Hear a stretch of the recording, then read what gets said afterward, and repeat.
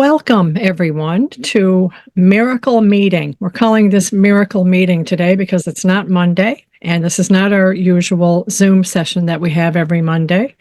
But we have a wonderful guest. We have a breath of fresh air here today, and we have never done a video or a podcast with him.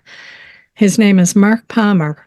And just through a series of events, we got together spontaneously last week, myself and Lloyd, just on an audio call. And we had a great chat with Mark, and we got to know him, by way of voice, which is always a little different than texting on Messenger. So, Mark, I just want to welcome you, and I want to give you the opportunity to just introduce yourself and perhaps just get the ball rolling here. With just an introduction, who you are, what led you to your journey. You can talk about anything you want. Like, the whole point here today is just to be yourself, just to introduce yourself. Okay, so basically, I've been studying the course for, God, my memory's terrible with dates, but it's definitely more than a couple of decades. And I was heavily into Zen originally in my youth. That was my kind of main thing, Buddhism and that kind of stuff. So it kind of sort of blended quite well into that, the non-dual stuff. Then basically my main focus of attention really in this lifetime in terms of spiritual development has been Ken Wapnick. I kind of became obsessed. There was just something about him that just kind of struck me. It's like, okay, this is it. This is my teacher, this is the guy, and I basically spent, quite a lot of money on buying all his MP4 videos, and I watched them relentlessly over decades, so I became kind of completely submersed in Ken Wapnick's teachings. And that for me was what kind of did it, I suppose. Kind of made me had the recognition of that kind of non-conceptual awareness in the background, as the course says, salvation is the escape from concepts, which is very similar to Zen. It's kind of like you have this kind of non-conceptual background of, but they call it the non-conceptual refuge in Zen, really, basically. So you're basically observing what's going on in the dream from the background. And Ken was completely on the ball with that one as well. Do you know what I mean? But obviously he was, for me, the Course of Miracles is like a ladder. So you can, I like to kind of go up and down the ladder in terms of concepts and stuff, but I always try and remain in that kind of non-conceptual background of awareness, because I think that's the recognition that gives you the peace. Right. It didn't happen. It took a long time, you know what I mean? I had a lot of struggles with it, you know what I mean? And I didn't understand it at all at first, but it worked for me, you know what I mean? And I think, like I said to you too before when we had a conversation a couple of days ago, my personal philosophy is the truth comes through all different avenues. It doesn't have to be the Course, it can be Buddhism, it can be anything, but it's down to your own kind of personal preference. Some people like potatoes, some people like pasta. But yeah, that's it really. That's the basic story. Oh, that's amazing. Okay, so what I've done, just to kind of keep it going here, I would like to ask you a couple of questions, but they're not really in the form of questions. What I'm proposing to do here, I'm just going to read an article that I wrote with Ken Wapnick in mind. And I don't think you've ever read this article, Mark. So you know how we talked the other day about, I said, I'm going to ask you some questions, or I'm going to bring up some fresh content to discuss. So I figured this would be a really good springboard into a conversation, because I know you mentioned you don't really want to know what the questions are, and I understand that, because that fresh delivery of the question is really what gets the ball rolling on the Holy Spirit. It's the not knowing. It's Holy Spirit works in spontaneity, I believe. So it's just like you have to go out on the limb in order to get the fruit. So agreed, yeah, completely. Yes. 100%, yeah. 100%, yeah. for sure. And we don't know why that works, but we just know it does, right?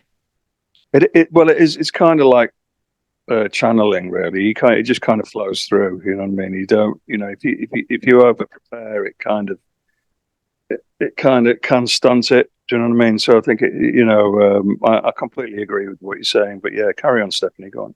Yeah, no, it's true about the channeling part, and we can talk a little bit more about that later. But the article I wrote is called With Ken Wapnick in Mind. Okay, so basically, I went to bed one night and went to sleep, and I woke up a couple of hours later, and I was just laying in bed, feeling really peaceful, and I just had that miraculous state of mind, in which I felt this feeling of pure arrangement and perfection. There was nothing that I needed to add on to that moment, and I didn't require anything to be taken away. And just all of a sudden, I just thought of Ken Wapnick. He came into my mind, and the presence just felt like a friend. It just felt very natural and normal, and that I knew I was going to communicate with him in some way. And so these are the words that came through that feeling of love in my mind. Okay. What I'm going to do, I'm going to read a little bit of it, and then I'm going to stop and kind of ask you your take on it, sort of thing. Okay. Okay. Go on. Here it starts. I'm not claiming to channel Ken Wapnick. However, during a moment of quiet reflection with Ken Wapnick in mind, these words came streaming through. Jesus was using my mind to ease a tremendous pressure in the course community. Just after the course came out, there was an arena-like setting with many different postulates. All the ladles were going in at the same time, coming out with a different postulate. Transgression would have been easy had it not been for Jesus tirelessly working through my mind with a bright, if somewhat pontificating style on my part. So I'd just like to stop there for a moment, Mark. Maybe, if you don't mind addressing what he just says, or, what the idea of Ken just says about that, about transgression would have been easy had it not been for Jesus tirelessly working through my mind with a bright, if somewhat pontificating style on my part. Yeah, I mean, it sounds like quite clear information to me. I think I've had quite a few telepathic conversations with Ken since he passed, but most of them were him kind of making fun of me, taking things too seriously or whatever. But yeah, I don't have any problem with that at all. I think it's definitely sounds like clear information. I mean, I'm going to segue a little bit, but I'll just give you a little story that kind of how I kind of got over the idea of hierarchies. So basically, I was having a little bit of a kind of nervous breakdown. I was crying about, I don't even remember what it was about. I was in my bedroom crying, and I was begging Jesus to kind of help me or whatever. And all of a sudden, I had this vision of him floating towards me, put his hand on my shoulder, and said, "I'm so glad you were doing this." But in that moment, I looked at him, and I knew he was my best friend, if you know what I mean. So it was basically like, from that point onwards, I couldn't put any gurus or teachers on a pedestal. Everything became equalized, if you know what I mean. So it kind of, it's a bit like that with Ken. I think he's, obviously I respect him so much, but the thing that I liked about him the most was he was so down to earth, and he didn't, I remember in one lecture, he actually kind of told someone off a little bit because they were trying to put him on a pedestal, and he was saying, "Look, it's got nothing to do with me. You know what I mean? I'm just giving you the information. It's a bit like the problem of kind of worshipping Jesus. You know what I mean? It's like, even in the course, he says, "Look, we're all equals. Okay, you can respect me because of obviously kind of a little bit more kind of clued up or whatever, but don't put me on a pedestal, Yeah. So yeah. So I'm probably not answering the question very well, but I don't have a problem with any of that information. I think it's spot on. That's Yeah, beautiful. it's funny that you should say that because, in my earlier part of my life, I had quite a few men friends, but since I started the course, they all disappeared. And I used to sit and ask Jesus, like I really don't have any men friends anymore that I can communicate with on a sustainable, platform. And message I always got was that I am your best friend. So it's funny you should say that.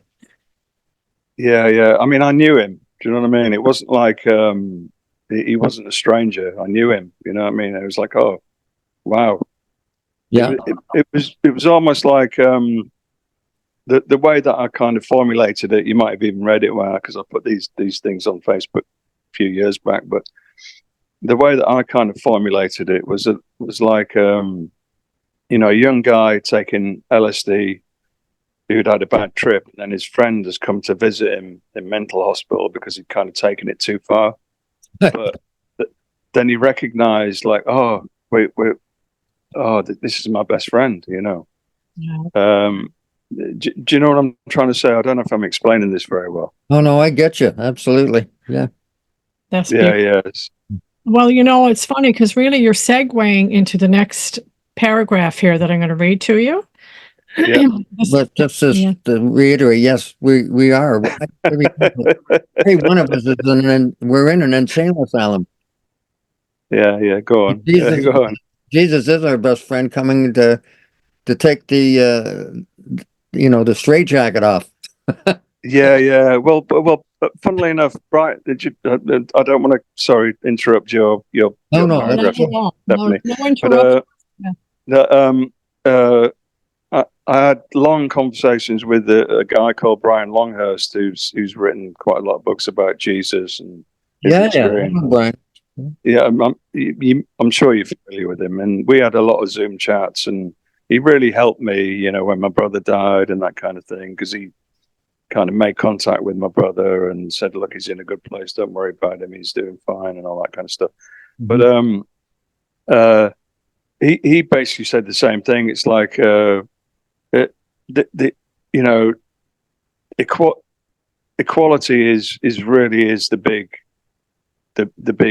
key. If you start putting people on pedestals and stuff like that, it kind of messes the whole thing up. Whereas there's nothing wrong with giving people respect because they have like a bit more kind of guidance or knowledge or whatever, but don't lift them up on too much of a pedestal, because that kind of messes with the whole balance of the equality idea, the oneness idea, basically, the idea of oneness. But yeah, sorry, go on, Stephanie. Okay. I just want to say comment on that. I agree completely, because I used to put Julia Roberts on a pedestal. Yeah. Just to throw a little humor in here. Yeah. Didn't we all, Lloyd? Didn't we all? You know what I mean? I'm sure Yeah. on that, right? let me just. I'm hoping to bring some humor into this, but yeah, I'm waiting. I'm like, I'm kind of, I'm waiting for the right opportunity. But yeah, go on. Well, I kind of put Richard Gere on a pedestal, so I understand. Yeah. Here we go. It said, I approached him with silence every morning, with a reverie that grew every time I did it. Yeah. It was a reverie for our equality. So that really sums up what you and Lloyd were just talking about. Yeah. I mean, there's a lot of beauty in admiring people. Do you know what I mean? There's nothing wrong with that. But obviously, like, there is that danger of the kind of, the hierarchy thing kind of spoiling it a bit. But, like people kind of adoring celebrities and that kind of thing. But anyway, yeah, you understand all that. It's like I think Jesus said a good teacher, brings his student up to his level and then releases them. Yeah, exactly. Yeah. Well, that's the point of a teacher, so you don't need him anymore. That's it. Yeah, exactly. And I like to look at it as not a teacher, but a sharer. Like I've never called myself a teacher, but just a sharer of an experience. Yeah. Or yeah. Right. My information, sure, but a sharer of my experience. And I just also want to say that when you experience a miracle, there is no hierarchy in that miracle, right? It's pure oneness. No, exactly. I mean, for me, just to kind of segue a little bit on the concept of miracles. So, for me, I used to do a lot of journaling. So I would, and this was taught to me again by Brian. You know what I mean? Like, and I think it was another book I read called "How to Hear God's Voice" or something by Mark somebody. But basically, it was just basically you write down the question and then you just kind of go silent and you write down whatever thoughts light across your mind or whatever, you know what I mean? So obviously in the beginning it's kind of a bit rusty, there's a lot of ego bleeding in, but then eventually it gets clearer and clearer. But oh God, what was the original? I've lost my The original thought was God. yeah.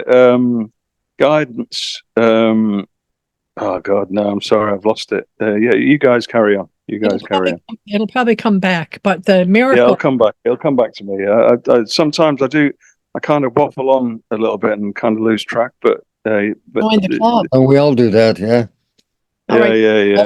Talking about writing, I've never been a journaler. I've never done that, but No. I have experienced once. This is about probably 20 years ago. Automatic writing. Yeah. Only ever happened once, and something took over my hand and wrote the answer to a question I had, and I absolutely had no control over it. And the answer turned out to be absolutely true. So Yeah. Now that's like channeling, some right? some weird things can happen, right? Yeah. I mean, a lot of the stuff that I was posting on YouTube was done through my journaling, and people would say to me, "Where are you getting this information?" Well, I'll be honest. I'd say, "Well, I just go quiet." Like Einstein said, you know what I mean? Like when he was trying to solve an equation, you just go quiet and the answer comes, But obviously, sometimes it can be muddy, you know what I mean, with the ego or whatever, you know what I mean? So you have to judge it by its quality, the quality of the information. Yeah, that's so true. Yeah. You got it. Yeah, Because it is difficult. The ego is raucous, right? And it, exactly. to sneak in over, the quiet message. And Yeah. you really have to have a lot of discernment. It takes a lot of practice. Yeah, I mean the ego is like the turd in the punch bowl, really. So it can pretend to be the Holy Spirit or Jesus or whatever, and it can do it quite well sometimes. You know what I mean? That's but then, so important. but then there's a kind of intuitive feeling where you think, you know what I mean? Something's not quite right about that. You know what I mean? And then Exactly. But, I suppose that's discernment, isn't it? Really, Yeah. I like what you said about there's a certain quality in it that it's the truth. Like, But it can be really tricky. Like you say, like the ego can sound exactly like the Holy Spirit. Yeah, that's it. Yeah, exactly. Yeah, that's the problem. yeah, the difference in it though, like me as like someone who has, I'm going to call it channeling, although I don't even like that word anymore, but let's just call it someone who has inspired, a lot of messages. I find the difference is that I go into what I call level 1 listening. So I'm listening with the Christ mind, in other words, and then I can feel the love in my mind, and then the messages or the voice or the words come through that love. And I recognize the quality of truth in them. And that's how I know that it's the truth, and that it's coming from the Holy Spirit. In another way, So are you saying it's kind of a feeling as well, then? You get a feeling that it's correct? It's feeling, and I would even call it an experience. It's like there's no doubt. There's absolutely. There's a knowing.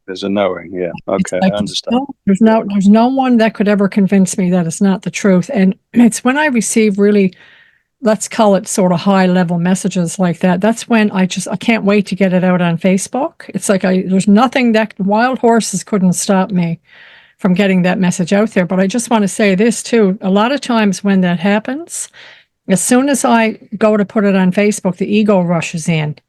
Like, the Empire Strikes Back. It's like I get all this ego backlash, like this fear starts flooding up into my mind. but Yeah. I don't listen to it. I just go ahead and I post the message anyway. Yeah. I mean, when I used to be, I lived in an Orthodox Greek monastery for quite a while as a volunteer because I was getting obsessed with Orthodox Christianity for a while in my youth. And I read this book called The Lives of the Saints, and nearly every one of them had the same issue. It was like as soon as they started to get into the light in a big way, then the darkness would kind of backlash back in a big way as well. So yeah, it's that's just unfortunately the way it goes. You know what I mean, with the ego. But I agree with you completely. You know what I mean? It can be tricky.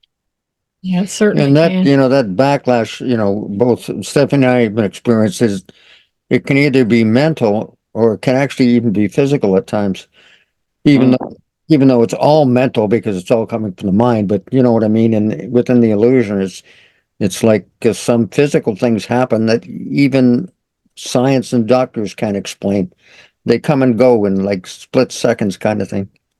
I don't know if you've ever experienced that, but Oh God, yeah. Well, I mean, I don't even know where to start. But yeah, I've seen physical stuff that science could never explain. You know what I mean? exactly. But Yeah. yeah. But it's a it's a tricky subject in a way because obviously, like Ken Wapnick said, he was asked once in a lecture, "Do aliens exist?" And he said, "Well, yeah, anything can happen in a dream." You know what I mean? So why not? So Right. it kind of like the laws of science do kind of go out the window once you accept it's a dream. But obviously, there are, we have kind of collectively somehow as the one mind established some kind of like rules like gravity or whatever, do you know what I mean? But it's hard to explain. But I don't, like Jesus walking on water, for example. I think obviously he was a lucid dreamer, so he could walk on water. You know what I mean? So I don't have any problem with that. You know what I mean?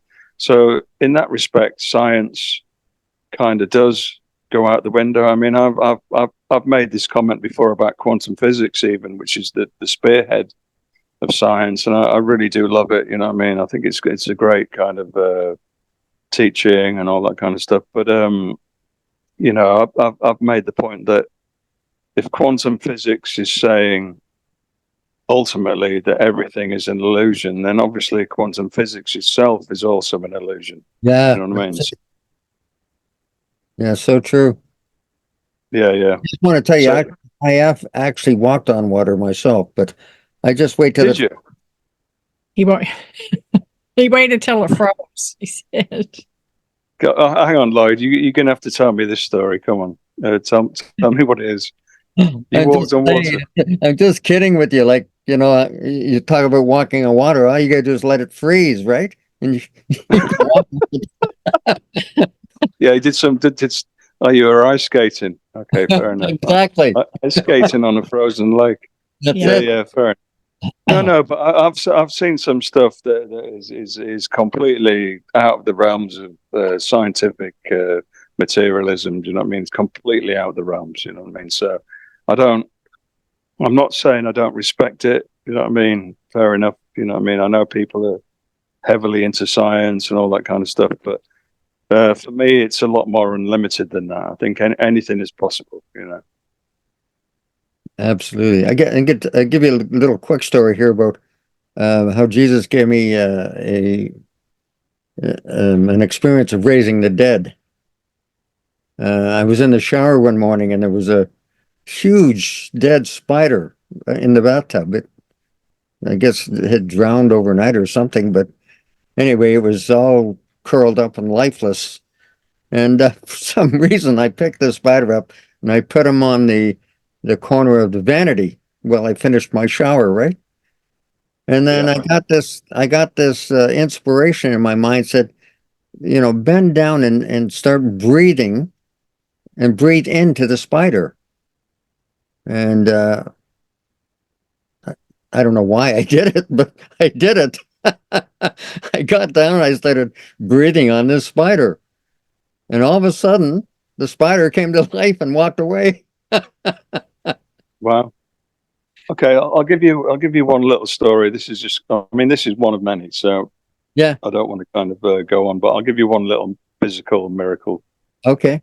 story that happened to me. So basically, I went to these gatherings occasionally called rainbow gatherings, and they were started at Woodstock originally, and they kind of hippie thing, like and I met this guy called Tadeusz, who was an Irish guy. He was really tall. He was like 6'4", but he was kind of obsessed with Jesus. You know what I mean? I think he was reading the Aquarian Gospel of Jesus the Christ at the time. He had that in his hand, and Okay. but basically, they had this kind of base camp, and then they had the main camp. So the base camp, you turn up, and then they'd say, okay, they kind of screened you a little bit to make sure you weren't dodgy or whatever, and then they say, okay, just follow the ribbons. So they tied ribbons to these trees, and you'd follow the coloured ribbons through to the main camp, where they had all these teepees and people, with bongo drums, and what I mean, just a massive hippie gathering basically. So we kind of hit it off. We became friends, and he was telling me about he could remember his previous 5 or 6 lifetimes or whatever, and he was telling me all about that, and we kind of really hit it off. And but he was massive on Jesus, you know what I mean? He was like really like full on kind of like, you know what I mean, connected with Jesus, and somehow he'd lost his shoes, you know what I mean? So he was barefoot. So we ended up, we'd said, I said to him, I think I've been there for a few weeks, and I kind of was missing chocolate or something, I don't know. But basically we said, should we go back? He said, yeah. I said, just come back to my place if you want, you know what I mean, in London, and hang out there for a while, you know what I mean? It's up to you. But so he said, yeah, go on then. So we were walking through the woods, and he said to me, do you mind if we, bearing in mind he's a very tall guy, very tall. So he said, do you mind if we both pray together? And I said, yeah, go on then. So he said, okay, let's just kneel down. So we kneeled down. He put his hand on my shoulder, and he said, Father, I've lost my shoes. Can you provide me with some new ones, please? And I was like, okay, all right. You know what I mean? I didn't really kind of buy into it, but it's fair enough. And then we walked a bit further down. It took a little while. Then there was a pair of sandals, size 12, which were his size, just left on the path like that. Wow. And we didn't even say anything about it, because when you're kind of in a little bit of shock about stuff, you kind of sort of try to ignore it. Do you know what I mean? It's like, okay, this is a little bit. Yeah, you with me? So, but yeah. So that's just one story. But yeah, no, I do think it's all possible. Yeah, anything's possible. Absolutely. Yeah. Yeah. All right. Do you want me to continue on? And we can, like you say, we can divert from this as much as we want. This is just a little outline, right? So, yep, carry on. Keeping in mind now that this is like, according to this article that I was inspired to write, think of this as Ken saying this. All right. So he said, I surmounted the need to be right because I knew Jesus was no dummy, and I wanted more than anything to achieve his light through his reasoning. Do you mind? Sorry, Stephanie. Can you repeat that again? Because I didn't quite compute that. Sorry. I'm going to actually add another paragraph to it, because I sort of skipped a paragraph. So I'll just read these 2 little paragraphs here. It says, yeah, go on. Yeah. This is, keeping in mind, this is Ken Wapnick, him, right? I was a trailblazer only because I postulated in conjunction with Jesus in my mind. He navigated my conversations simply because I let him. I surmounted the need to be right because I knew Jesus was no dummy, and I wanted more than anything to achieve his light through his reasoning. Really, just that's all I'm going to say for now. But really, to me, this is all about him really surrendering or yielding to the Christ in his mind. This was his goal, to listen. Yeah, I don't have any problem with that. So I think that's very good information. I think it's a very humble statement from Ken, to be honest. You know what I mean? Because I think Helen asked Jesus at one point, like, how come Ken understands all this like immediately? And I think Jesus said something like, well, because we don't have the time to waste. You know what I mean? We need somebody who's already kind of enlightened or whatever. So, but that's a very nice, comforting, humble statement for me personally. You know what I mean? From Ken, and I like it a lot. Yeah, it really puts in my mind the idea of listening. To be always listening. My favorite Ken video, and I don't know if it was you that first posted it or not, but I fell in love with it and have watched it numerous times, is the one about the two dreams. Yeah. Really was really powerful to me, and it brought the whole course together for me.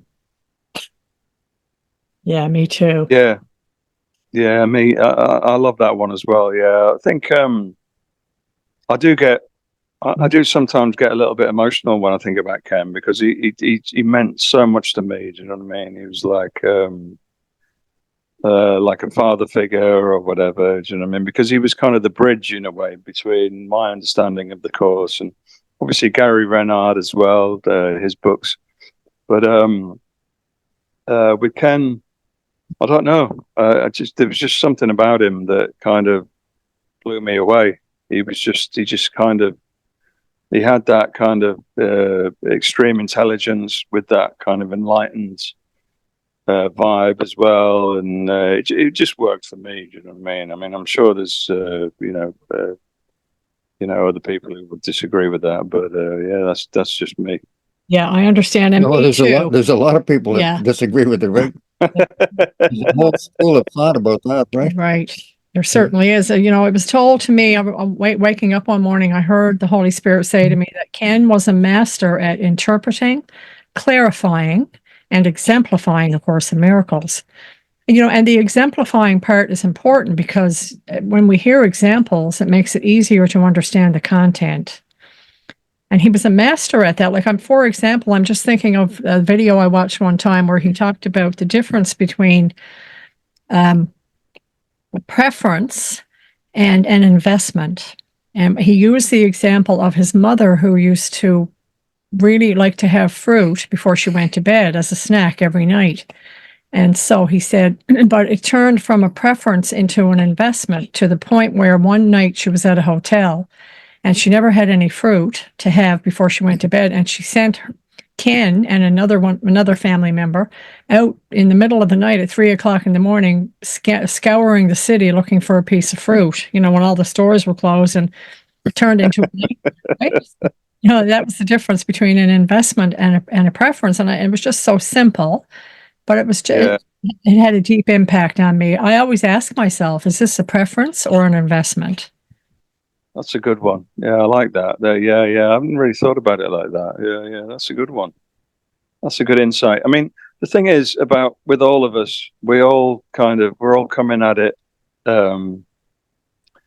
with different insights. You know what I mean? It's kind of like different facets, if you know what I mean, of a diamond or whatever. You know what I mean? You can be humorous, or you can be vulnerable, or you can be serious, or and that's all good. You know what I mean? At the right time. You know what I mean? You don't go to a funeral and start cracking jokes. You know what I mean? That's not appropriate. But I think the main thing that I loved about Ken was he just kind of seemed to have grounded it to a really good, solid level. You know what I mean? Like, it was no nonsense. You know what I mean? Like, you know what I mean? Nobody's going to be kind of kissing his feet. He's just telling you, this is the information, you know what I mean? Like, this is Right. the way I understand it. Take it or leave it. It's up to you, you know, but, you know, don't put me on a pedestal, you know. And I think my understanding of Jesus was the same. Like, no, don't, you know, you know, we're all equals, you know, like he says in the course, you know what I mean? Or is an inappropriate response to me, you know what I mean? But, yeah, that's it really. Yeah, that's Beautiful. that's keeping in mind, that's what, that was what happened originally, with Christianity, etc., is that fact that they took Jesus' teaching and made it all about Jesus instead Yeah, of about his message. that's it. Yeah, Worship the messenger. I mean, they did it with Buddhism as well. They kind of worship in Buddha statues and stuff. I mean, it's it's understandable. Do you know what I mean? But yes. ultimately, you know, when you look at something like the Diamond Sutra, let's say, for example, you know, you have to, you know, in the Diamond Sutra, there's a line which kind of points directly to the non-dual thing, which says, there are no others to lead to enlightenment. You know what I mean? Which is basically what Ken was kind of pointing to from the top of the ladder. But, you know, like he was saying, like, okay, fair enough. You know what I mean? You know, make your progress as you climb the ladder, but, you know, don't stop. Keep coming, you know, that kind of thing. Right. Yeah, I like what Artin and Purcell said, I think in DU, was the fact that, people will be listening to Ken's teachings 1,000 years from now. Oh, Oh absolutely. yeah, Yeah, yeah. you're so I solid. mean, you know, this is kind of, I'm going to kind of backtrack a little bit to what I said originally about, you know, the Buddhist idea of the non-conceptual refuge, and what they say in the course is as salvation is simply the escape from concepts. I think that has to be really recognized. It can't just be intellectually understood. You know what I mean? You have to recognize, but that doesn't mean that you won't still have thoughts and concepts. But Right. you give the meaning now. You're in control. It's kind of like a switch. Do you know what I mean? Whereas before, you kind of, the world is too much with you, if you like. You're lost in the concepts. You're lost in trying to solve some kind of a Rubik's Cube puzzle. Yeah. For your enlightenment. But then you realize, oh, hang on, I was always here, you know. I don't need to solve anything, but the concepts can help others who aren't in that awareness. I don't know if I'm making any sense now. Absolutely, yeah. mean. It's like the Concepts, course says, for me, and I really got this big time, is that I'm not a victim of the world I see. Yeah. Possibility. I can't be a victim because I'm the one that made it up. Right. Yeah. I mean, when you really start to look at a lot of those lessons in the course, especially the early ones, they are really Zen-like. You know, like nothing I see means anything. I give everything I see all the meaning it has for me, and all that kind of stuff. It's like, if you really take that on board, it's like, whoa, you know what I mean? You don't really need to go much further after that. You know, it's like, That's okay. True. You actually don't need to go by the first one. Nothing I see means anything. If we got that, we wouldn't need 364 more. Yeah, and if we got experience, yeah. I mean, let me give you a little. Okay, I'm going to segue a little bit now. So I'm going to give you a little bit of my take on the Course in Miracles. So my personal philosophy about the Course is that the Bible has kind of psychologically damaged people so fearfully that it uses that language to deconstruct that damage, if you like. Yeah. You know what I mean? To kind of take away this fearful idea of a punishing God or whatever, hellfire, damnation, you Right. name it. And I think that's one of the main keys, because obviously in the Western world, so many people are kind of terrified by whether they really believe it or not. It's still a terrifying concept, you know what I mean? This sort of eternal hellfire and damnation. And the Course kind of takes that all away, and it says, no, do you really think our Father could think like this? You know what I mean? And so I think that's the first thing. I know a lot of people have problems with the biblical language and all that, which is fine, you know what I mean? It's and the second thing is, as you go further through it, it leads you into a more non-dual kind of thing, which becomes more kind of abstract and almost like Zen-like or Buddhist, if you know what I mean. Yes. Yes, it sure does. Well, like you Yeah, say, you're it's the talking about, experience you of know, it, we right? talk about the fear of God. I mean, Exactly. that is the Yeah. number one reason that we even appear to be here. And Yeah. my own journey, I would have never thought that I was afraid of God. But when I started to wake up and the ego started to really go to town on me, I actually thought it was God. I was in total fear because I thought, okay, God caught up with me, right? Yeah, I can understand that. And really, I truly believed that until Jesus worked with me for months, to reduce my fear and finally, completely, rid my mind of that fear. But, it took a process. And it was a process that I never thought would even be necessary because I had no idea that I was afraid of God. No. I mean, I think that is the last obstacle, isn't it, in the Course, the fear of God. But for me, it's like, obviously, we can go look at the tiny mad idea and all that kind of stuff. Remember, forgot to laugh. But obviously, so the ego is the tiny mad idea. So it's only an idea, but obviously, because it couldn't happen in reality, it could only happen in a dream. So it happened in a dream. But that doesn't mean we don't feel guilty about it. You know what I mean? Because we do. Exactly. You know, we feel like we've thrown a baby off a bridge or something. You know what I Right. mean? Guilt, intense guilt, Oh, yes. Yeah, it's intense. But extreme. but but once you get to the understanding that nothing really happened in a dream, That's it. then you start to realize, okay, then what am I getting fearful about? You know what I mean? Like, it didn't really happen. You know what I mean? So if it didn't really happen, then you've got nothing to feel guilty about. That's true. But the ego, that's when the ego comes in there like gangbusters and says, what do you mean it never happened? What about this? What about that? You did this, you did that. Yeah. Exactly. Yeah. And, when That's where it gets tricky. That's where it gets tricky. Yeah. it also feels very abstract at times. I mean, that's just been my experience. We can just touch on this, kind of briefly if you like. But, and, like you say, it's almost like it's beyond reasoning because it gets into this abstract fear. And I know there's really no Yeah. such thing as abstract fear because all fear is really related to something specific. But I have had, experiences where I woke up in the morning and I just have all of a sudden all this fear comes upon me for no reason. Yeah.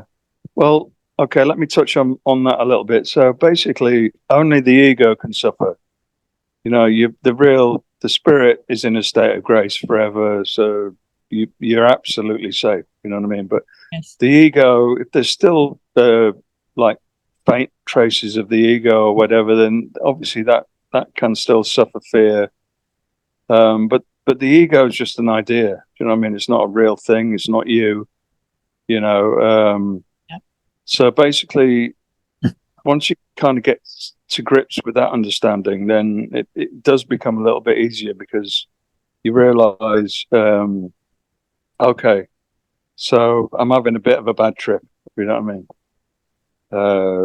But it's a workable situation. You know what I mean? I can work through this and I can sort this out. You know, Right. just have to have that confidence. Like, okay, like it says in the course, it's not the spirit that's gone off track, it's the mind. You know what I mean? The mind has gone off track. Absolutely. Yeah. Right.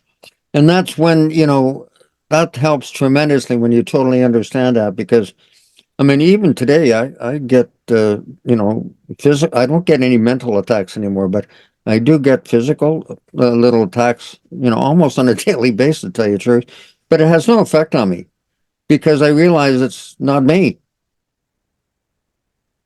So Yeah, it just passes. It comes and goes. I just observe it. Yeah. yeah. I mean, don't get me wrong. You can come at all of these spiritual concepts from so many different angles. So none is any better than another or whatever. But um, you know, but ultimately, we are completely safe. You know what I mean? There's nothing to worry about. But it's just mentally, we've just kind of gone a little bit astray, and that's all it is. You know what I mean? It's like having a bad daydream or something. That's it. Yes. Yeah. Well, you got to remember, and the course talks about this. There is a part of the mind that made this unreality that actually wants to keep it. We read that this morning, actually. There's a part of the mind that actually doesn't want to wake up, and Yeah, that's the part that we're sort of up against when we're waking up. Is that part says, "Oh, wait, hang on a minute, I don't want to wake up yet. Like, I'm going to make you, going to convince you, keep convincing you that you're a body and not a mind." yeah. I agree with that completely. I think, like Ken kind of put it this way. I think he was saying like it was kind of a desire for an adventure, if you like. And then once we had that adventure, even though it went south, we had kind of, Right. kind of delved into suffering and all that kind of stuff. There was still a part of us that liked to be separate. Do you know what I mean? And that's kind of like a drug addiction, I suppose. You know what I mean? You have to kind of wean off it. Yeah. Right. No, I know what you're saying. Yeah. Yeah. Yeah. Yeah. You understand? I mean, we're coming at it from a lot of different angles now, but carry on, carry on. I want to just do a little bit more reading, and then we're gonna stop the recording because we've actually covered a lot of we've covered a lot of territory in a fairly short time. So I'm just going to read the rest of this. It's not much longer, okay? And just see what if you have anything to add on to this. So again, I'm going back to this article, okay? So it says the top-down approach is always best when trying to understand God. And this is from the course. The knowledge that you are mind, in mind, and purely mind, sinless forever, wholly unafraid, because you were created out of love. Now, this is the top rung of the ladder. Everything else is a denotation of this one single source. So basically, that's what he's saying there. Like the whole course in a nutshell is that statement from the course: the knowledge that you are a mind, in mind, and purely mind, and everything else is just a denotation or like a reframe, really, of this one single source. So Jesus's differences are what makes the course a standalone teaching. There is a collection of differences between this teaching and many others. So here we go. The rudimentary truth must be that if God is and nothing else is, and you are an idea in the mind of God, and ideas leave not their source, then your worth must be established by God. Did you have anything that you want to add on to that, Mark? Yeah. Okay. So, 100% clear information. Don't disagree with any of that. But so we have this issue of the one mind and the one mind kind of in the dream, kind of splitting into different minds, if you like, that kind of thing. So for me, some of my mystical experiences, let's say, were basically I became the big mind, and I realized the whole universe was my mind and all that kind of stuff. And I had the idea, oh, does this mean that I am God? You know what I mean? And it was a genuine question. You know what I mean? Because at that, the whole universe was in my mind. I was the only one there. You know what I mean? There wasn't anybody else there. And then this voice came into my head. You can call it, quote unquote, the Holy Spirit or whatever, or God, that said no. It was kind of laughing, and it said, this dream universe of yours is like a grain of sand on an infinite beach. It really is nothing. Do you know what I mean? So then I realized, oh, there's actually a little bit more going on to this than I originally thought. So within the dream, I think the problem that we have is it is a kind of level confusion. So we are kind of looking at stuff from within the dream, but obviously, if we pan back out far enough, we are the one dream. The only one dream. But that's a very hard position to hold, I think, for a lot of people. Oh, yeah. Yeah, there's only the one dreaming mind that's projecting 8 billion people. Yeah. I've been there. Do you know what I mean? I've held it. I've tried to hold it, but it was, for me at that time, it was too extreme. So I had to kind of pull back and get more just grounded or whatever. But because it is a bit like, whoa, you know what I mean? Like, okay. So, but I suppose that's what the Diamond Sutra is all about. There are no others to lead to enlightenment and all that kind of stuff. But God, where am I going with this? I agree with you. I agree with you. It's different levels, I suppose. You know what I mean? It's like the top of the ladder can only really occur when it does, I suppose. You know what I mean? Like, one of the greatest messages that I got was, I think it was Arthur Purcell said that every message is a message from you, to you, about you, because there's nobody else in the room. Exactly. Yeah. But what I used to call it, because I used to call it opening the window. So I can't, by sort of choice, I could kind of go in and out of that state. Do you know what I mean? That big mind state where I was the whole universe. But the false universe, by the way, don't get me wrong. You know what I mean? Right. That's it. That's the you got to say the false universe. Yes. Yeah. But I could see that I was the dreamer. Do you know what I mean? So, but it was so intense that I just thought, oh God, do you know what? I need to step back a little bit, because and I think maybe people who do get to that stage sometimes end up in mental hospitals or whatever because they kind of lose track of it. But I think it's a balance. You know what I mean? It's I don't think we're meant to kind of kick the doors down of heaven too quickly. We have to kind of go up at our own pace. Right. Absolutely. Yeah. I'm in total agreement with that. Yeah. And it's that if you were to, they say if you were to wake up too quickly, it would not be pleasant. Yeah. And it's a highly individualized curriculum. So we're going at the pace that we're supposed to be going at. Just let me read a couple more little things here, Mark, because this is all pertinent, and it works into what we were just speaking about. So it says level 1 states that God is and nothing else is. Level 2 statements are really shadows or reframes, which make level 1 truths more palatable while you're climbing up the ladder. So an example of a level 2 reframe is, all things are lessons God would have me learn. Because in reality, there are no lessons, because God knows not of learning. Exactly. Yeah. Well, Well, that's my point exactly. I mean, this is just my preference. I like to go up and down the ladder and kind of because I think that's the most helpful way to do it. But you know, if you're at the top of the ladder and you're kind of shouting down statements like, you know, the mind show is on and there's nobody there to watch it or whatever, you know what I mean?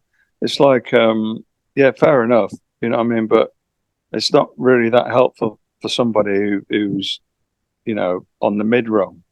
Right. Do you know what I mean? You have to Do be you know what I mean? I think you need to be flexible with your the way of Absolutely. Yeah. skill. Well, as they say in Buddhism, skillful means. You know what I mean? Be a Yeah. bit skillful. You know what I mean? Absolutely. Like Lloyd always says, you know, we live ordinary lives, but with extraordinary minds. Exactly. Yeah. You can be Exactly. very, And you can be like Gary Renard says, he can be talking about the stock market or the ball game, but his mind is with the Holy Spirit. yeah. And my favorite quote, Ken Wapnick's by far, by absolutely, you know, a country mile is be normal. You know, I love it too. Yeah, that's true. be Yes. normal. That's- You know. But, you know, being normal doesn't mean thinking normal. It means to act normal. No. I mean, you can do what you want in the privacy of your own mind, Right. but just kind of read the audience. You know what I mean? You know, I'm not going to go into a supermarket and tell somebody, you know, all is one or something. Do you know what I mean? It's just not appropriate. You know what I mean? But Yeah, exactly. I'm just laughing, right? Or go into a supermarket and say there are no groceries and there is no the mind that the supermarket show is on, but there's nobody there to watch it. right. But Right. Okay. You know, we were talking just this before we just finish this up. We were talking about, you know, the insanity. It is amazing though, like, you know, with our practice, where we brought out the fact, you know, that the ego gets a little vicious, you know, when you get, you know, close to the home plate. I mean, we've had people contact us literally from all over the world that thought they were going insane.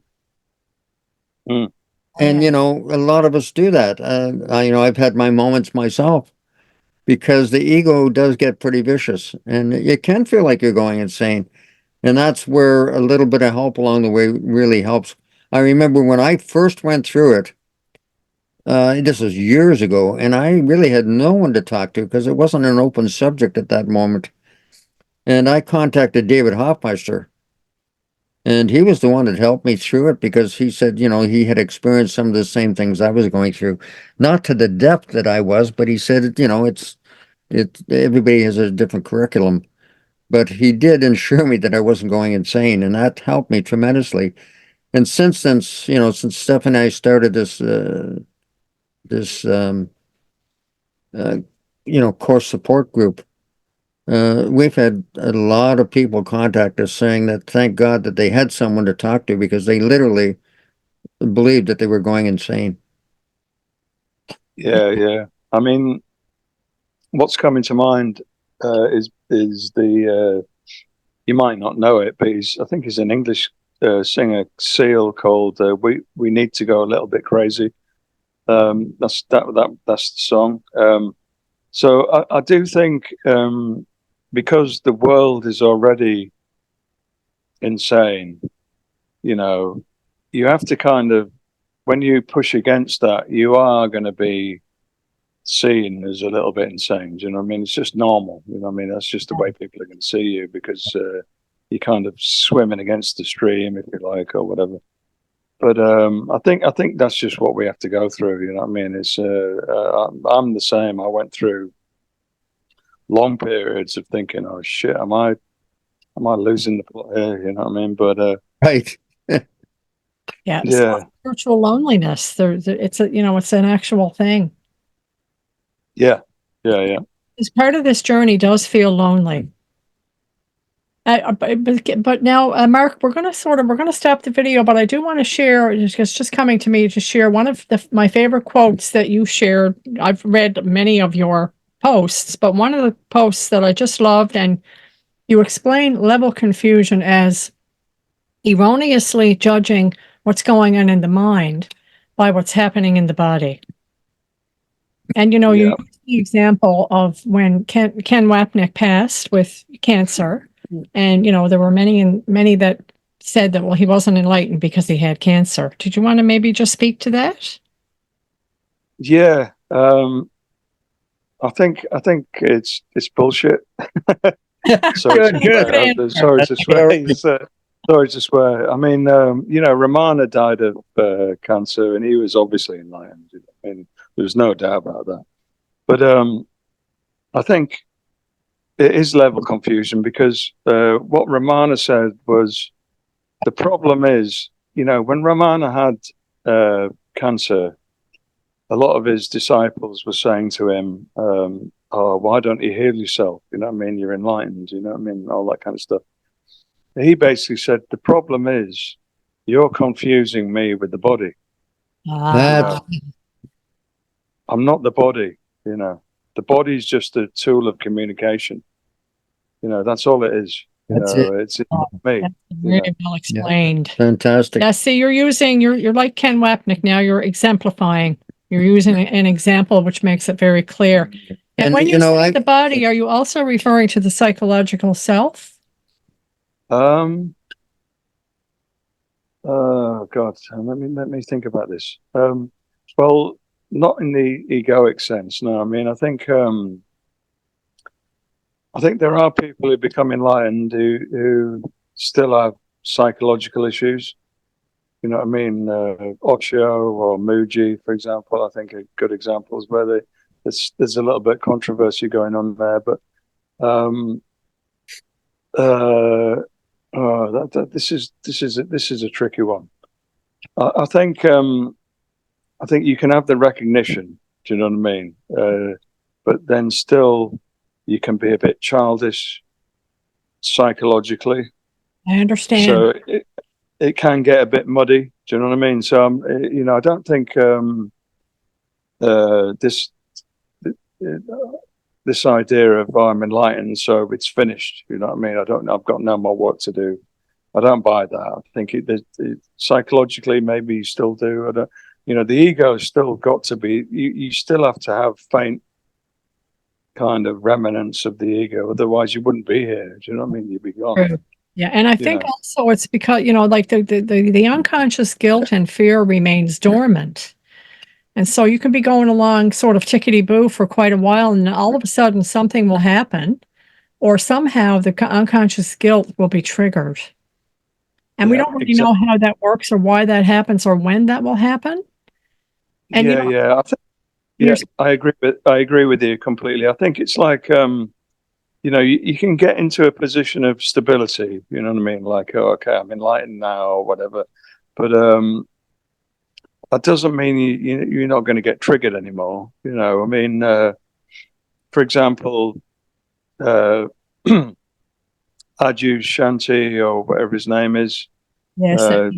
He said something like, I still get angry when adverts come up on YouTube, Right. Sure. So it's like, it doesn't mean you're perfect. It just means you've kind of got to a certain level. Do you know what I mean? That's all it is. And I think it's that you're really doing the best you can in this lifetime review. I think that's the goal. It's not even about becoming enlightened, because for most people, that's just like an ethereal sort of concept that's usually far off down the future, down the road. It's like unattainable. But for me, it's just about the miracle. Like, what is it? Yeah. Well, for me, the miracle is a shift in perception. So you get triggered, so you shift the perception into forgiveness. But Jesus made mistakes. You know what I mean? He must have done. You know what I mean? Nobody's perfect. You know what I mean? We're all kind of doing our best. Right. But this idea of ultimate perfection, it's not going to happen. Do you know what I mean? Not in the dream. We need to wake up completely first. Yeah. Well, that's what the course is bringing us to, is to heal all of our unconscious guilt, right, and then lay this body aside, and that's our final lifetime. But that takes a lot of vigilance. It really does, yeah, because the ego attacks you when you're being most loving. That's it. Yeah. Okay, Mark, we're going to actually end the video here, but you don't have to leave yet, okay? I'm just going to end the video. I just want to thank you. I want to thank all of us because it just feels like a real beautiful meeting and beautiful sort of joining here today. It's been a holy instant. Yeah, and Mark, yeah, for one final little question, what would you say to someone right now who's just really suffering in their mind, like, just going through a lot of psychological suffering and they don't really know where to go from here and they don't even know why they're feeling as they're feeling? What would you say to them? God, that's a loaded one. Oh, hold on. I don't know. Oh God, I would have a lot of compassion, first of all, for the experience, and I think the course makes this very clear. We have, even though it's a dream, you still have to have compassion for the experience of other people's suffering. You know what I mean? Because that's not a joke. You know what I mean? But what would I say to them? I mean, it depends on the situation. I mean, I think you have to be very gentle with these kind of things, because if you try and over advise, it kind of spoils it. Do you know what I mean? It's like it's dependent on what they're suffering over, I suppose. I'm kind of sidestepping the question. Sorry. Actually not. You You answered it by saying compassion. Yeah, and you do have to meet people where they're at. Right. Yeah, That's the bottom line, really. Yeah. It would be dependent on what they were suffering over, I suppose. You know what I mean? Right. Of course. Yeah. But I mean, if you're looking for a general statement, I would probably say something along the lines. It depends. If they're a course student, are they not a course student? Are they, just a normal person? Yeah. Yeah, no, I can't really answer that. I'm sorry. You already answered it. I think you kept it real simple and you just said compassion. And compassion comes also from, let's call it two levels, but it comes from having experienced that suffering yourself. I mean, I feel that. I feel that's really true. You can't really understand anybody's predicament unless you have gone through. You don't have to have gone through their exact same experience. But if you have suffered, to me, that's true compassion. Well, Like, all the greatest saints were complete fuck ups in the beginning. You know what I mean? Right. They just messed it all up. Do you know what I mean? So they understood how to kind of crash and burn. Right. But without that, they couldn't have become saints. You know what I mean? It was kind of the prerequisite for becoming a saint. Right. You can't, if you just kind of cruise through life without doing anything wrong, you don't really understand. You have to mess up. Yeah. Yeah. Well, you have to look at Gary Renard's predicament. Like he always dreamed about being with Shakira and living in Hawaii, but it's never happened. Yes, compassion for Gary because of that. But Yeah. My favorite definition of empathy, I just want to say, my favorite definition of empathy or true empathy is to stand with your brothers in their suffering without confirming their suffering to them. Yeah. I love the true empathy chapter. I think it's very profound. You kind of, you kind of lead by example by kind of showing them another way to look at things, but you're not kind of unsympathetic at the same time. So it's kind of a bit of a weird balance, I suppose. Right. Yeah. Okay, Mark. Again, thank you so much. I can't thank you enough. It's been terrific. Really great joining for sure. Yeah. Yeah, we love you.